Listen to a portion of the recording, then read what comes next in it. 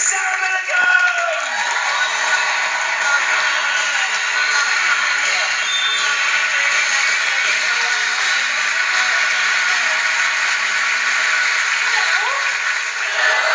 Thank you. I'm going to tell you a little bit about me first. I got married at 22 and divorced at 29. Have I got any divorcees in? Give us a cheer. Some really happy people, well done. Got anybody in who's married? Give us a cheer if you're married. You sound as happy as that fella up there. Never mind, your time will come. You married at the front, give us a wave if you're married. Nice lady, how long have you been married? 3.5 years. Oh, you're nearly done.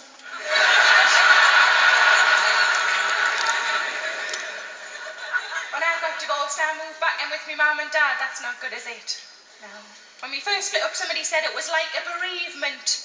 It's one of those stock phrases that roll out to people who've never thought of peeing on the husband's toothbrush. I'm not telling them.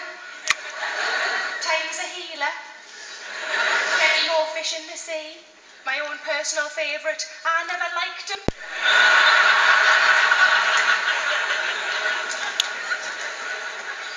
That was me mum. Still get the how are you head tilt. How are you? Just want to get it straight. It isn't like a bereavement at all. Because if he died, I'd have had my mortgage paid. And I could have danced on his grave. When we first split up, I went to see a counsellor, and she suggested that I read Paul McIntyre's How to Mend a Broken Heart. Got to page 30, and I slept with a 23-year-old. It's not what it said. It's what it should have said. Because it really bloody worked. When I bought the book, I bought it off Amazon, and underneath it said, customers who bought this also bought suicide isn't always the answer.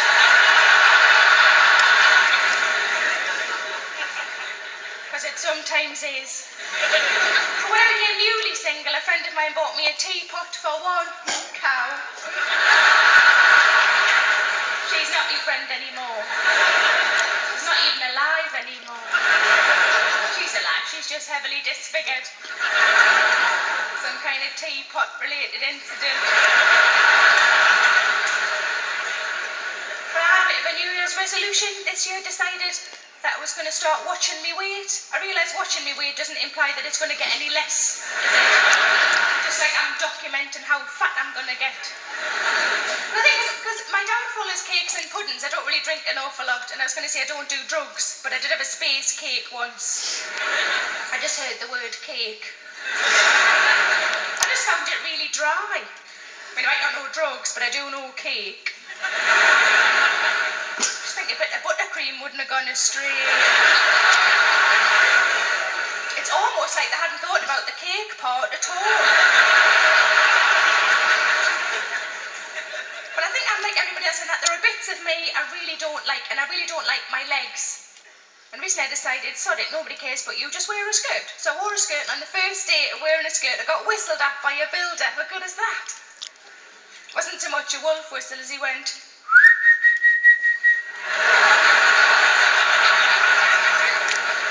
It's not the same thing at all, is it? It's like you would a little dog. But I did, in a moment of stupidity recently, I did toy with maybe getting myself some thigh-high boots, and sort of fishing for a compliment, I said to my sister, where would I get thigh-high boots that would fit my thighs? And she said, well, trannies must get them from somewhere.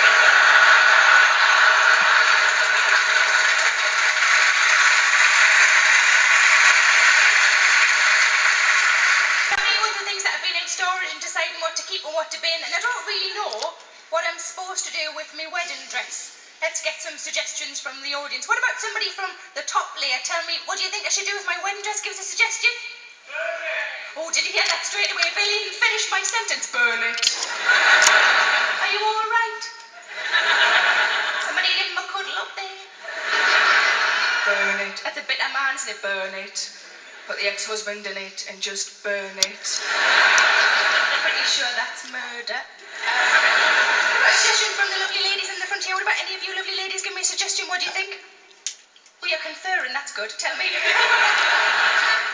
Charity shop. I thought about that because there's one not far from where Mum and Dad live. It's always just full of pensioners. And I love the idea of an old lady buying it for like £4 and just twirling. Lovely, bless. Some people often suggest that I sell it. As an audience, do you think there's much of a market for a second-hand wedding dress, yes or no? Yeah, for some fellas. Did you hear the fellas? Yes. Get a cheap one. Never get the flowers from a graveyard. They're quite a nice, normal audience. I sometimes get quite weird suggestions. The weirdest one I've ever had, this guy said to me, totally straight face, I think you should wear it and follow him round in it.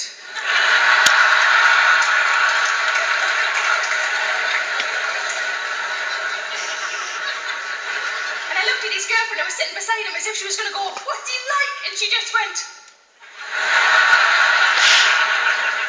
That's not my favourite one. My favourite one I've ever had. Somebody said I should wear it on first dates. No, I'm not looking for anything serious. La, la, la. Oh, you've been really nice. But I'll leave you with one thing. I've noticed recently how you can tell as a woman whether or not you're overweight. It's during the throes of passion, when your partner picks you up, whether or not he says 1, 2, 3 first. You've been lovely. Thank you very much. Good night.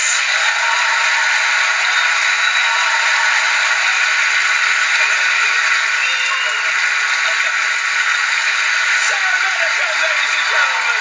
We love it, American.